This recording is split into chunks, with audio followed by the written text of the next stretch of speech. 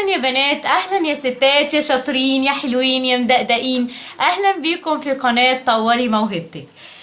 كلنا بنرمي الزيت المستخدم كذا مرة لسبب الاضرار اللي بيسببها من سرطان ومن مشاكل في القلب. ربنا يحفظنا كلنا. انا هقول لكم على طريقة ازاي نستغله بحاجة مفيدة، بعمل يدوي مفيد ورومانسي وحلو وبيدي شكل لطيف في البيت. مش محتاجين غير طبعا الزيت المستخدم. محتاجين اي اطباق، مش لازم تبقى غالية، يعني اطباق اللي هي زي ما انتم شايفين العادية جدا دي. محتاجين غيرة، برونز، اي استراس موجود عندك. ومحتاجين قطنة صغيرة خالص. هنجيب الطبق اللي هو من تحت دوت، هنطليه بالغيرة بحتة اسفنجة بسيطة، وهنبتدي نوزعها في كل الطبق.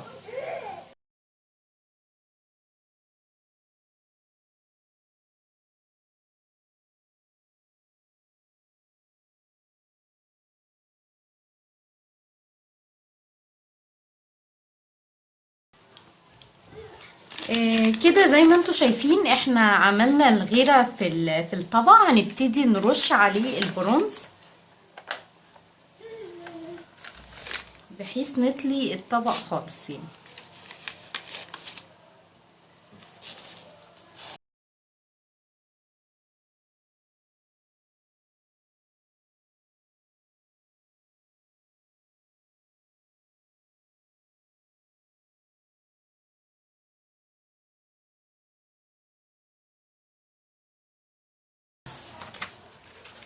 زي ما انتوا شايفين هنجيب الطبق دوت، ومش لازم نعمل اللي من جوه، احنا مش هنستخدمه، يعني هو احنا يهمنا الجزء ده.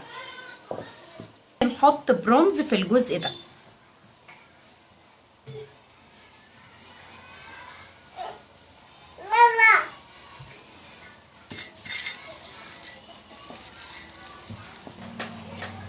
كده احنا طالينا الجزء ده بس، وطالينا الجزء ده. هنعمل ايه؟ هنجيب مسدس شمع ونثبتهم في بعض.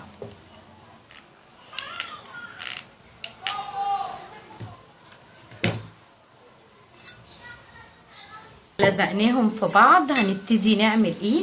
هنجيب الاستراس بتاعنا ده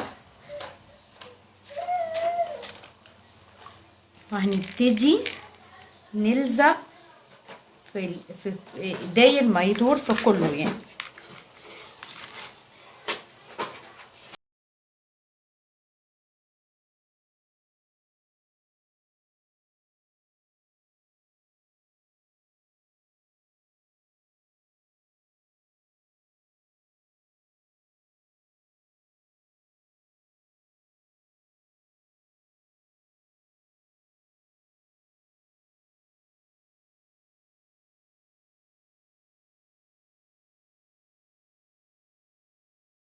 كده احنا يعتبر خلصنا الاستراس اللي من فوق اللي اديناه شكل.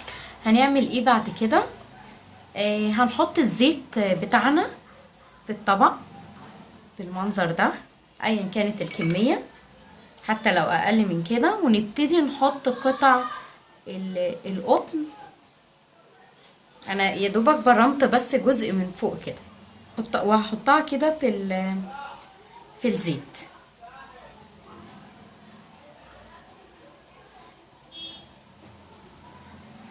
طبعا المعلومة دي في ناس كتير عارفاها، بس يعني لو هي يعني لو اول مرة تشوف الفكرة ديت ما تبخلش علينا باللايك.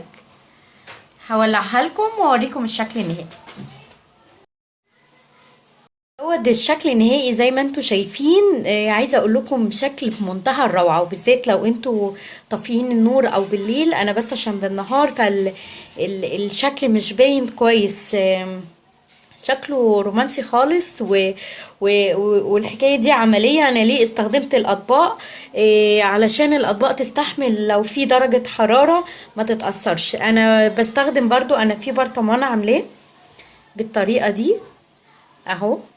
هقول لكم في شكل تاني. وبرده مستخدمه الزيت، لو مش عارفه الاضاءه مبينه ولا لا، مستخدمه الزيت جوه وبعلقه من هنا بالليل. بس البرطمان ده كبير وبيستحمل درجه حراره، وعامله شعله واحده بس. عايزه اقول لكم بيبقى في منتهى الشياكه.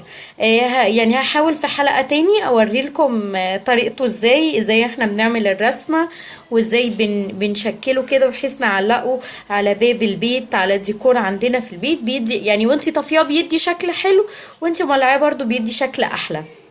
كون عرفت اوصل معلومة لو حد مش عارفها، وقدرنا نستغل الزيت الزيادة، الزيت اللي مش محتاجينه في البيت في حاجة مفيدة نقدر نوفر بيها الكهرباء، ونقدر نستغلها في جو رومانسي.